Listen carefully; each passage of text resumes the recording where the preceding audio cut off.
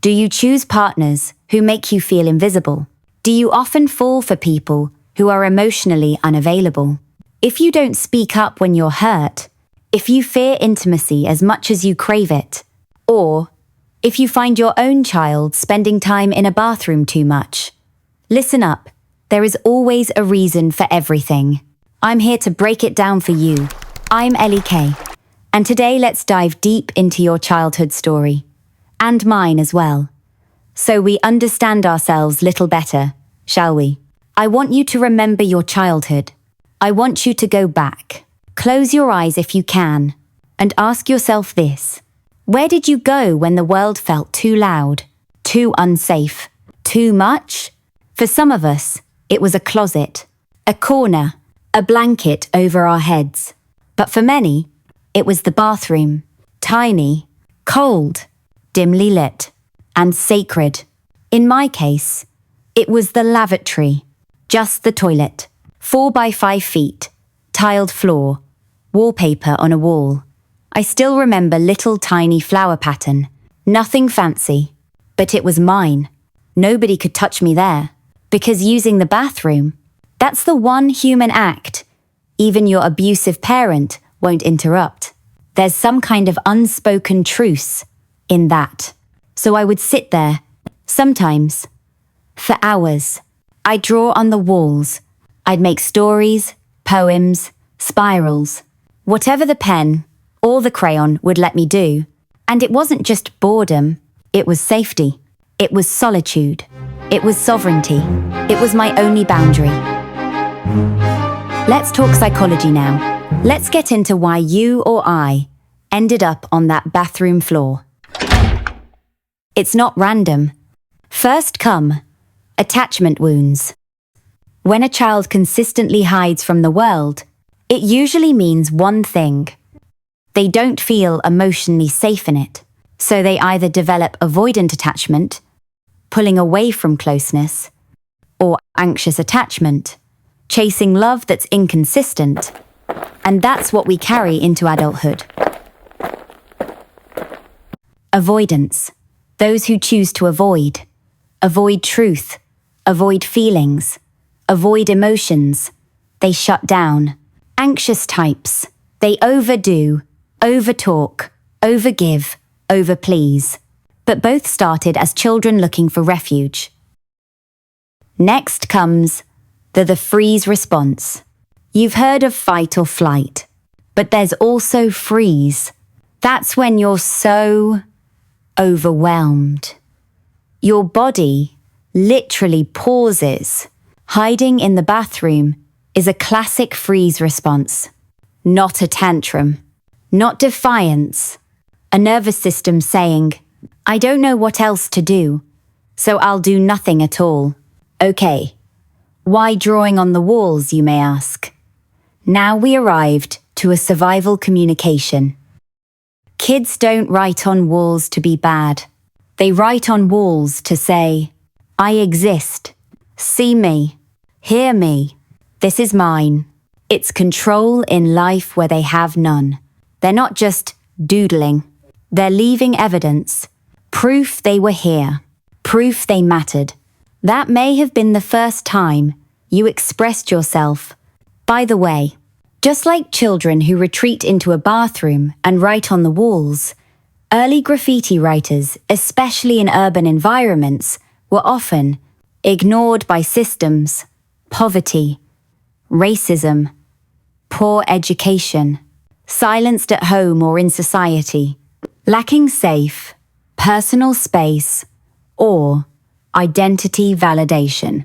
So they created visibility in the only place they could claim: public walls, trains, bridges. Their name, their tag, became a way of saying, I exist, I matter, you will see me. This mirrors exactly what a child is doing when they draw on a bathroom wall. It's territory claiming, creative survival, and psychological rebellion. Quick note, modern urban graffiti began in late 1960s in New York City. It started with tags, personal names or initials, mostly by teenagers. Many early graffiti artists were from low-income, minority communities again, kids with few outlets for creative or personal identity. And just like a child's bathroom drawing, early graffiti was anonymous, but deeply personal, illicit, but emotionally urgent, artistic, but not recognized as art. So yes, graffiti is the grown-up version of what the bathroom child did with a pen on tile walls. It's all the same human cry. I am here. I refuse to disappear. So what happens when that bathroom child grows up but never heals? They don't stop hiding. They just do it in smarter, more acceptable ways. Number 1. Choosing unavailable people. You fall for partners who don't show up emotionally because deep down, you don't believe anyone will. That's not low self-esteem. That's early programming. You believe love equals longing. You think if you chase hard enough, you'll earn it. Number 2. Shutting down during conflicts. When things get too intense, you go quiet. You disappear emotionally. Or physically. You go back to the bathroom. Not literally, but in your head. You check out. Because you were never taught to regulate conflict, only to escape it. Number 3. Overfunctioning or underfunctioning in love. You either give too much, or you give almost nothing. You can't find the middle. Why? Because no one taught you what healthy reciprocity looks like. So your nervous system either fawns or freezes again. Number 4. You're addicted to survival, not connection. You don't trust peace. You don't trust joy. You scan for danger in every soft moment. Because your body doesn't know the difference between love and threat. So, how do we heal?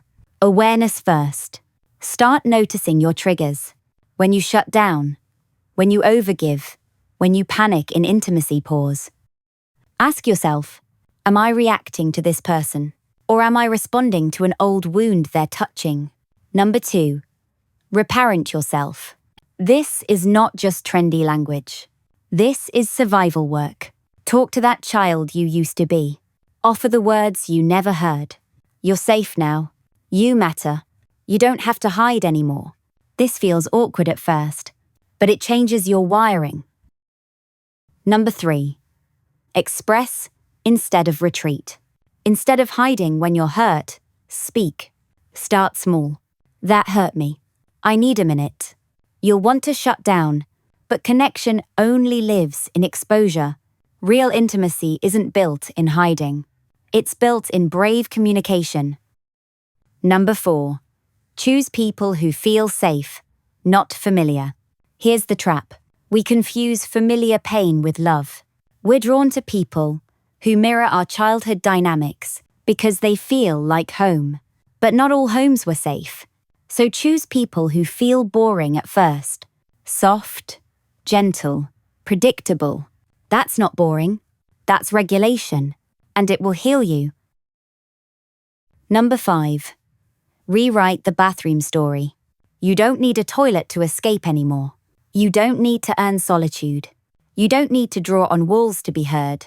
Now you have a voice, a platform, a body that remembers, but also forgives. And now you don't hide in bathrooms. You stand in rooms. You speak. You choose. You love. On purpose. Final words. If this resonated with you, it's because you were that kid. And maybe you still are.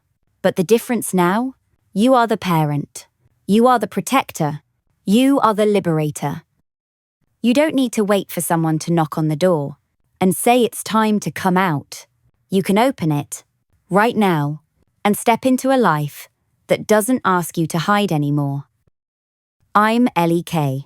This is the mind I live in, and the child in you is welcome here always. I can talk to you if you'd like. Visit me at elikay.space, where all wounds heal. Welcome home.